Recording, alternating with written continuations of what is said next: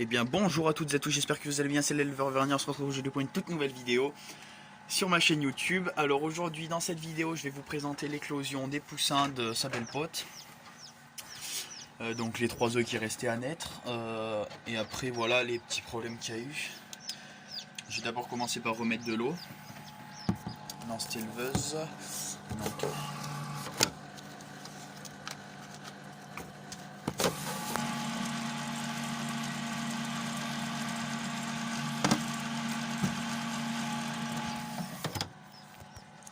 voilà.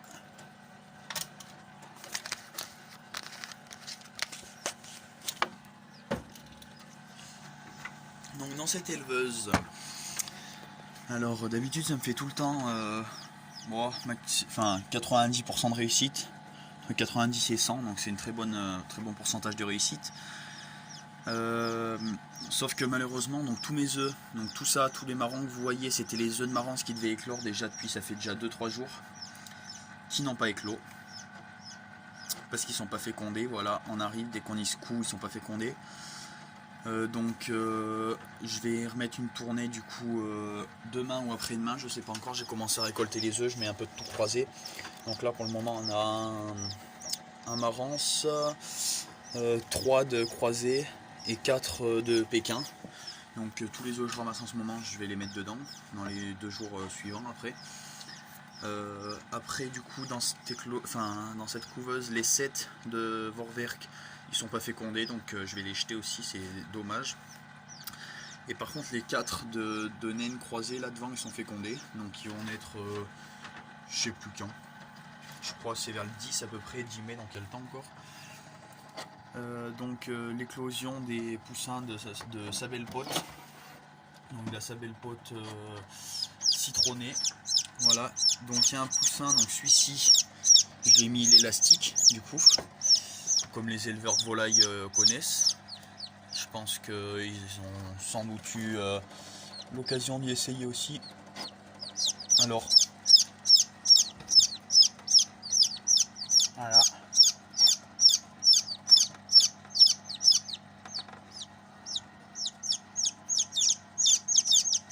Donc il est en train d'éclore petit à petit, il y arrive. Donc celui-ci va très très bien, il n'a pas de problème de patte. Celui-ci avait la patte très très écartée. Alors, oh, c'est que ça se détache, donc attendez, je vous pose là, je le remets. Allez mon loulou. Donc c'est assez pénible ça, les pattes écartées et tout ça, ce problème d'handicap. Donc l'année dernière j'ai eu aucun handicapé. En même temps j'en avais pas fait énormément, j'avais fait 32 poussins dans toute l'année. Donc ça fait pas non plus énorme. Donc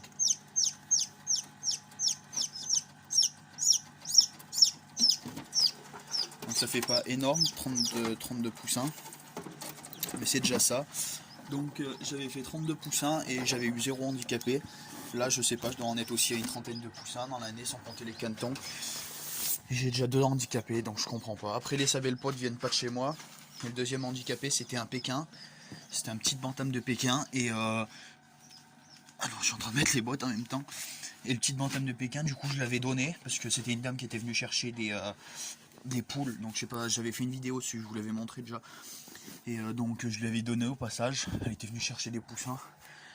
Donc je lui avais fait gratuit quoi, parce qu'il serait pas vendable sinon. De ce qui est né encore, donc voilà. Des poussins croisés et marrants.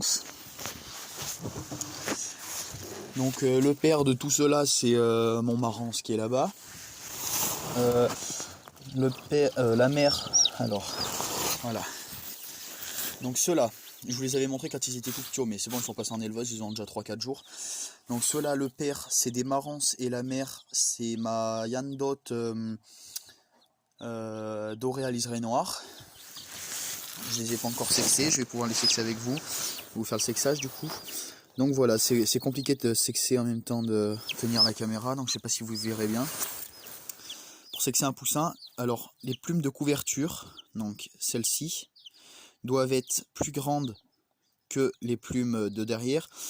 Si les plumes de couverture sont plus grandes que ou à la même taille que les plumes de derrière, c'est un coq. Sinon, c'est que c'est une poule si elles sont plus courtes.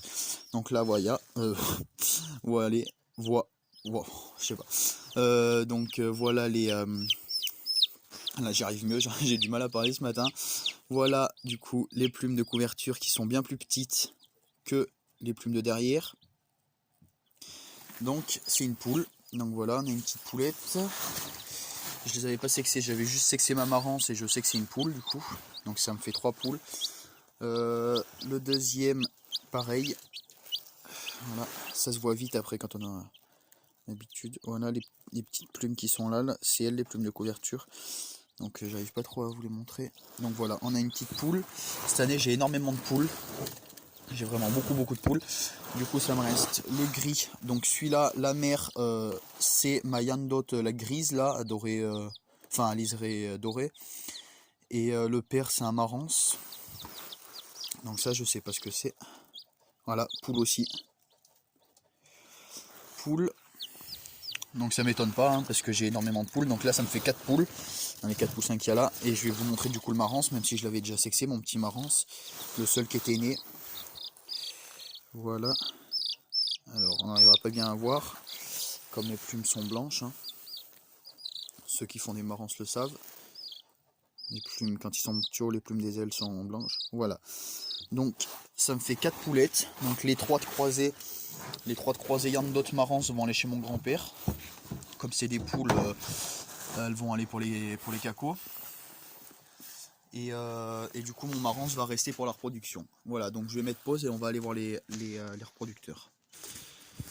Voilà, donc je reprends là. Je vais vite fait vous montrer les oiseaux. Pas de changement, il y a toujours des œufs dans les nids. Alors, voilà, ils sont dégueulasses, comme celle-ci, elle est moche. Voilà, parce qu'ils se roulent dans la boue quand il y a de la boue comme ça. Voilà, ils arrêtent pas de se rouler dans la boue, donc ils sont dégueulasses, ils sont moches. Voilà. Alors on n'arrivera pas trop à les voir. Enfin ils sont moches. Ils se roulent dans la boue, surtout après les couleurs sur les vertes et tout ça, ça se voit un peu moins, mais sur par exemple la pastel qui est là-haut, la femelle pastel, j'arrive pas à faire le focus. Bon bref, et bah, ça se voit beaucoup, donc c'est moche. Du coup, en couple, du coup j'ai un couple de formé là-haut. On n'arrivera pas à les voir. Alors, voilà, le mâle pie australienne et la femelle, c'est une femelle cinnamon, donc ils sont en couple. De formé, du coup j'ai ma femelle bleue qui a abandonné son nid, je sais pas pourquoi, avec mon mâle pastel qui est dessus. Donc voilà. De formé, du coup j'ai le couple devant le nid 6, que la femelle a commencé à pondre. Attention. J'arrive pas à faire le focus. Donc qui est devant le nid 6 là-bas. Voilà, donc la femelle est lutino, c'est une lutino pure. Et le mâle c'est un pie australien.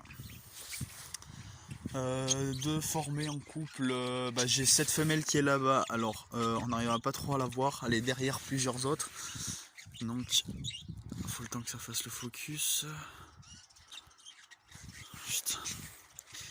Voilà, donc c'est la femelle jaune qui est derrière la pastel, la baraban vient de virer là. Voilà, non, c'est celle qui est là-bas du coup. Voilà, qui vient de se faire virer. Donc qui est sur le plateau là-bas. Donc celle-ci, elle fait son 4e œuf aujourd'hui. Normalement, elle en a déjà 3 donc dans les nids qui sont à l'intérieur. Avec un mâle vert, mais le mâle vert est, il est dans le nid. Voilà, le mâle vert est dans le nid.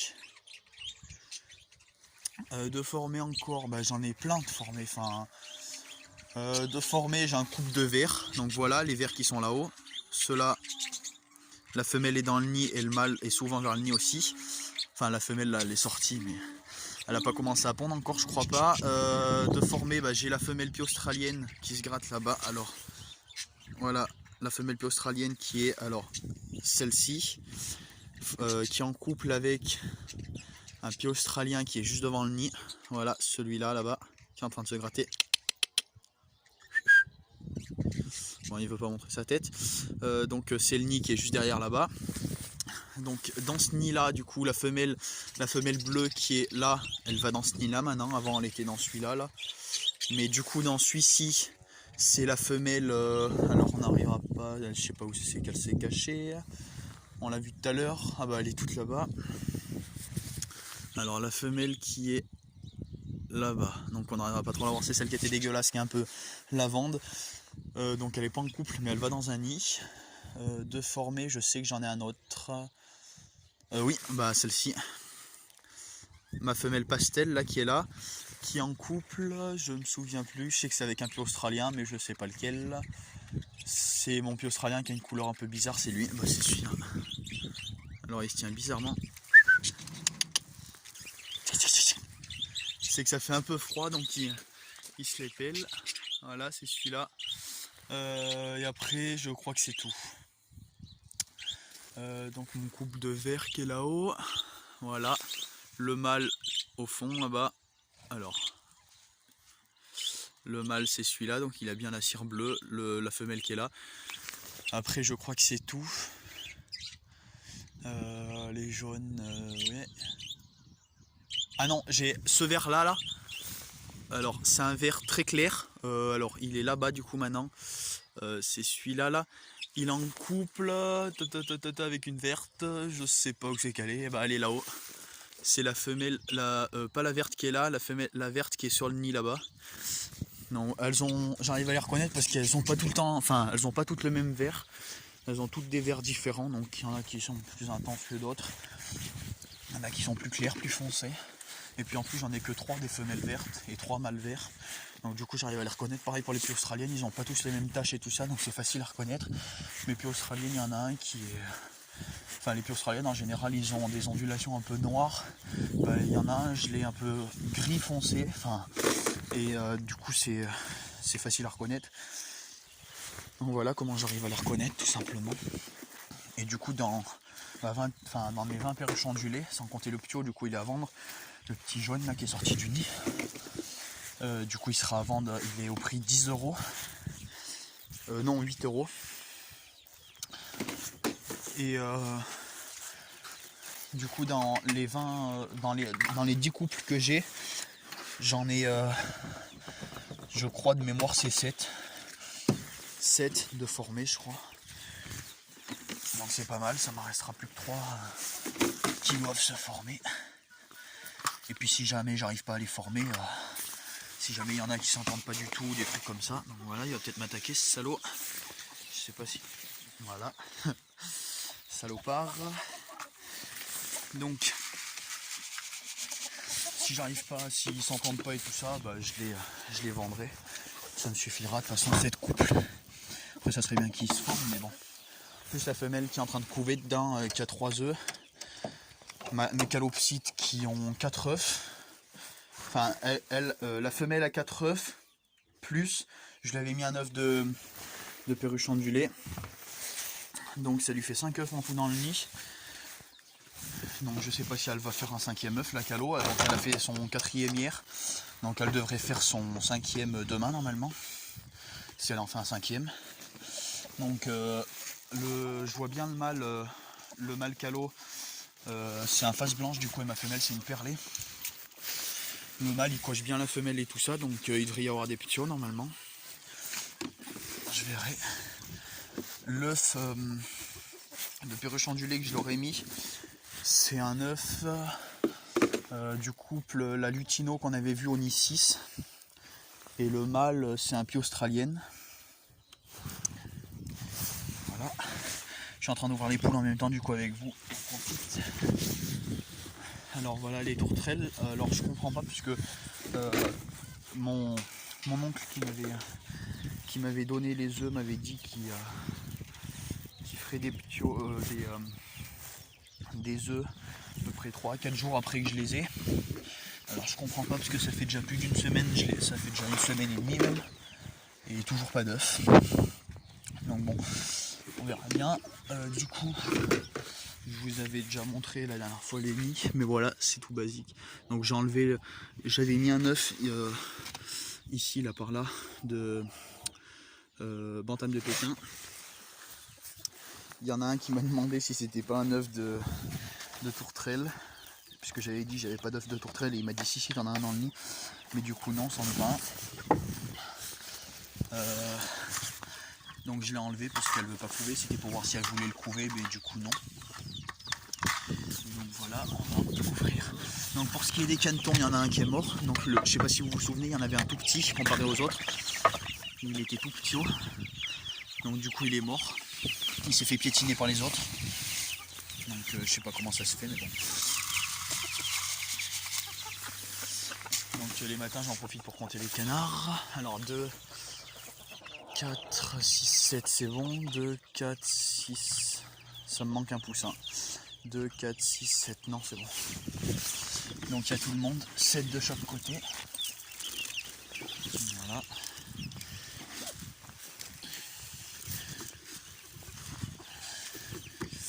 Donc j'ai un problème, c'est que comme les canetons sont avec les bantams, et ben ils mangent beaucoup moins que les bantams. Ce que je vais faire, c'est que du coup je vais remettre la grille qui est là-bas. Et je vais tous les enfermer ici, les poussins et les canetons. J'aimerais bien en tout cas. Parce que c'est pénible du coup. Hein, parce qu'ils grossissent moins. Ça serait surtout pour les canetons. Les poussins encore. Poussins c'est pas bien grave. Poussins je m'en fous un peu. Poussins ils ont bien l'air de grossir. Regardez les marances, ils sont déjà. Fait déjà des belles poules. Voilà. Bantam pareil, les bantams grossissent bien. Surtout ma petite perdrix maillée dorée là. Elle va être vendue, ma petite North-Coyote blanc est passée dessus, donc elle grossit bien aussi. Donc j'ai toujours j'ai pas mal d'œufs, j'en ramasse à peu près 4 par jour en ce moment. Sur 5 poules, donc c'est déjà ça. Voilà les nids, donc ils sont dégueulasses, faudra que je nettoie le poulailler, il est dégueulasse. Donc du coup j'ai resexé comme il faut parce que j'étais pas sûr, j'avais vu juste comme ça vite fait. Donc j'avais pris le temps, ça fait maintenant 2-3 jours. J'avais bien pris le temps de bien sexer mes canards et tout ça. J'avais bien regardé sur Google et YouTube et tout ça comment on sexait les canetons. Donc du coup maintenant je suis bien sûr 100%. Donc que je me trompe pas, celui-ci. Alors je sais plus si c'est celui-ci ou celui-ci. Non c'est celui-là. Ce noir et blanc là c'est un mâle. La chocolat et blanc c'est une femelle. Le noir et blanc de là-bas c'est une femelle. Donc ça me fait un trio de barbarie. Donc un mâle et 2 femelles. Pour ce qui est de mes poussins, c'est bien, j'avais bien sexé comme il faut l'autre jour. Et du coup, pour ce qui est de mes canetons, du coup, ça me reste un mâle et 3 femelles. Donc moi, je me garde un mâle et 2 femelles, et mon grand-père prend 2 femelles du coup. Donc ces 2 poules-là vont partir. Alors, voilà. Il y en a plein qui vont me dire c'est pas de la pure Pékin. Donc comme elles sont dégueulasses, voilà, elles n'ont pas la queue bien arrondie. Je vais vous montrer. Comme celle-ci par exemple. Voilà, elle a la queue toute n'importe comment, on dirait une qui est bien. Alors viens là ma grande. On dirait une qui est toute croisée et tout ça, mais non, je vous assure, c'est bien une pure Pékin. Dès qu'elle est pas mouillée et tout ça, elle a bien la queue bien arrondie. Elle est toute belle. Donc les 2 partent du coup. Voilà, on dirait que c'est pas une pure, mais du coup je vous dis c'est une pure. Hein. Donc les 2 partent. Avec l'autre de là-bas.